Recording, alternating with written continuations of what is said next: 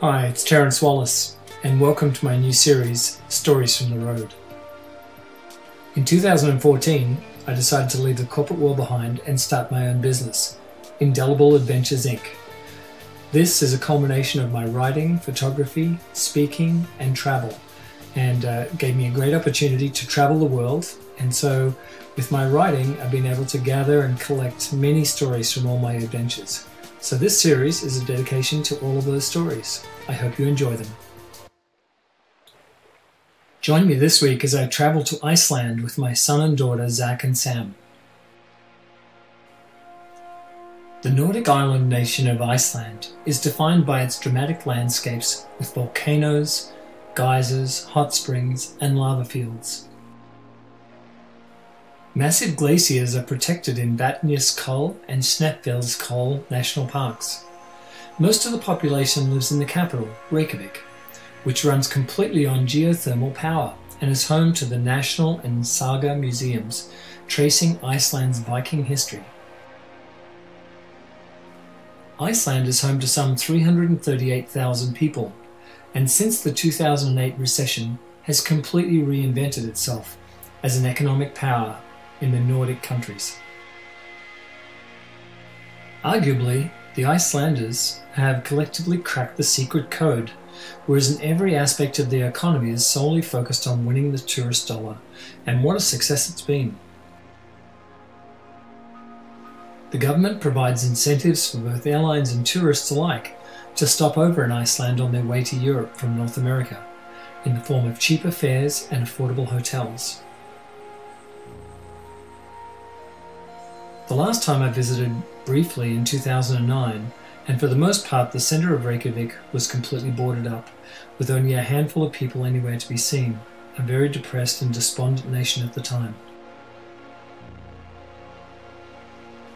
The Icelanders, as part of their ever-burgeoning tourist industry, have been very creative in terms of developing uniquely Icelandic adventures.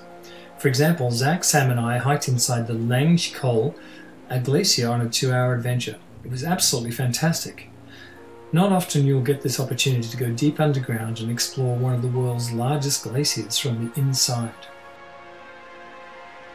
No two of our adventures were the same during our visit to Iceland. It's impossible to choose just one as my favourite. At the end of each day, over dinner, whatever the three of us travelled together, we choose what the best thing we saw or experienced during the day. Sometimes we have the same, sometimes different, but always entertaining, reliving our day. Our day at the Blue Lagoon was fantastic. Although very busy with tourists, it was a day we soon will not forget. We enjoyed a full day at the spa.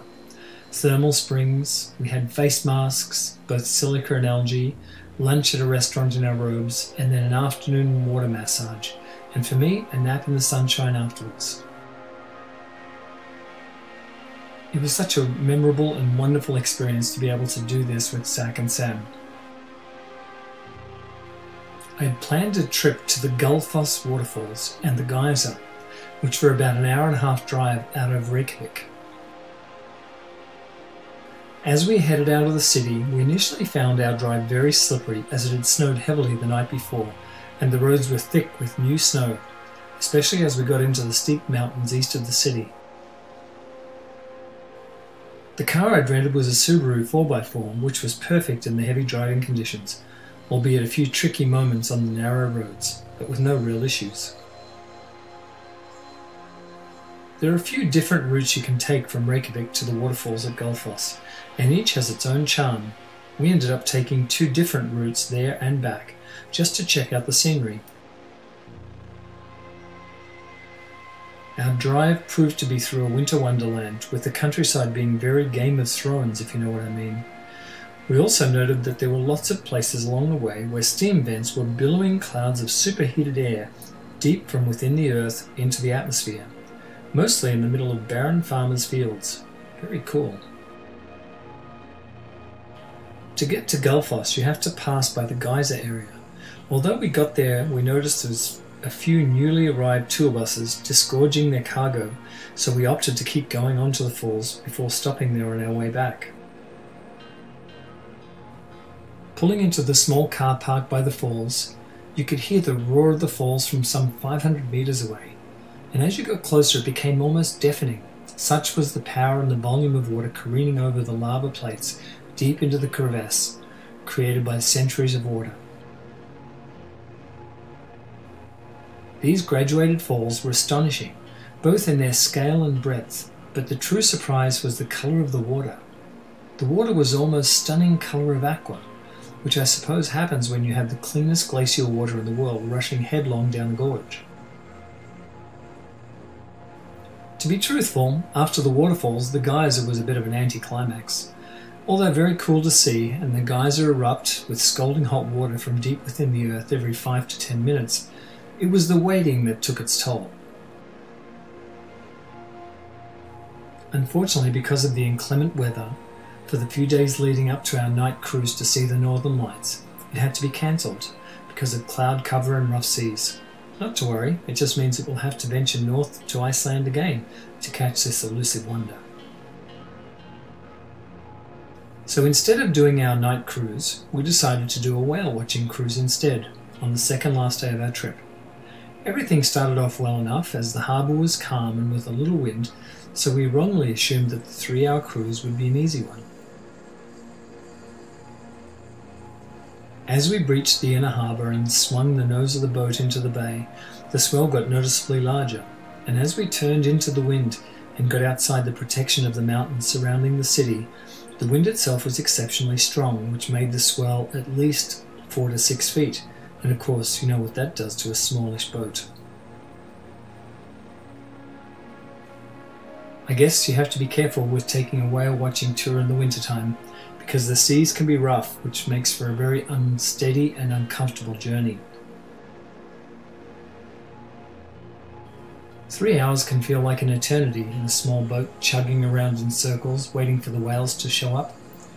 But it was then that the captain decided it was time to begin heading back, and once we were running with the swell, the boat calmed down quite considerably. However, by this time, the damage was done. Lucky me, I had 2 seasick teens on my hands for the rest of the day. However, after getting back to shore, we all quickly found our sea legs and settled in for a slow afternoon. I take my hat off to both Zach and Sam. They were such troopers, given that they were already prone to seasickness to a degree. They had still agreed to come with me. Here are a couple of tips for your trip to Iceland. Firstly, you'll definitely need to rent a car, as the airport is some 50 kilometers southwest of the capital city, Reykjavik. This will definitely serve you in good stead, given that many of the attractions are quite a distance from the city, and it's great to have your own transportation so that you can visit when and what you want to see on your timeline. It's great to leisurely take your time on your road trips, stopping whenever you want for a photo opportunity, or just exploring and not having to wait to get on a tour bus.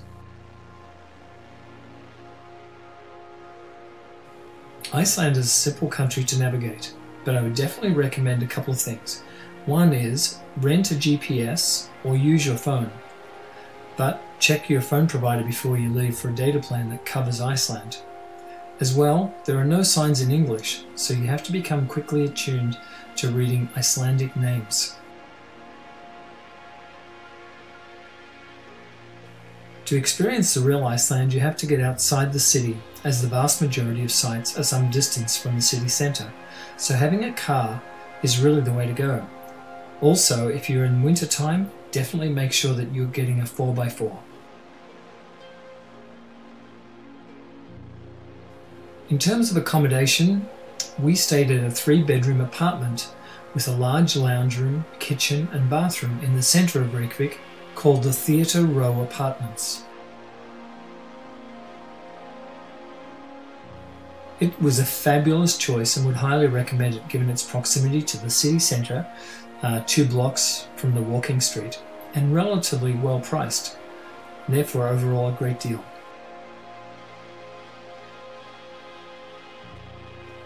Each of the 3 bedrooms had a twin bed, so realistically it could sleep up to 6 people very comfortably.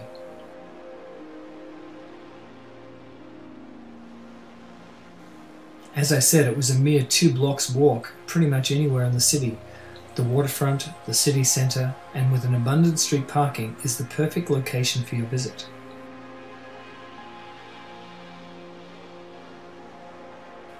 As you might recall, my daughter Sam is quite the foodie, and so she chose all of the places for us to eat.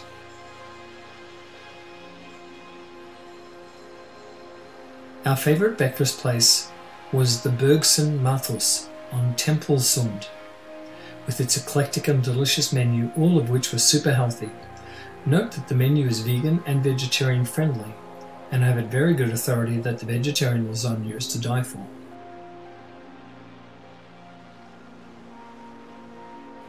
We also found a great little Italian restaurant in Reykjavik called the Rosso Pomodoro on Langavengur.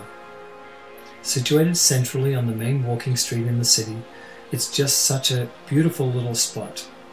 This Neapolitan-style restaurant is fabulous, and as in Naples, has abundant seafood dishes, plus your more traditional pastas and thin-crust pizzas. It was delicious. A couple of things to take into consideration. Firstly, depending on the time of year, some attractions, excursions and tours get filled up well in advance, so best to consider booking online before your visit. I would highly recommend this.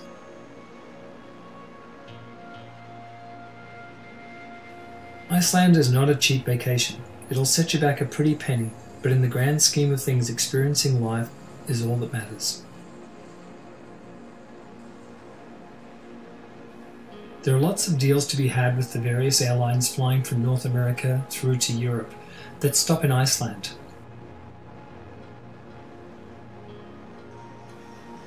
In fact, some of those deals include a night's accommodation in Iceland itself. Spending 24 hours there can lower the price of a trip to Europe by almost 50%, so definitely worth a think.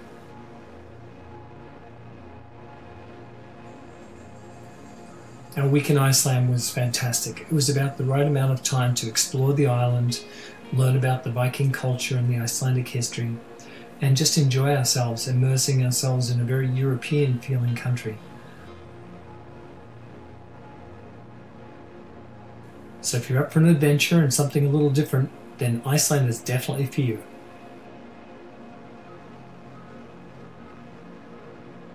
So until next time, thanks for listening and have a great day.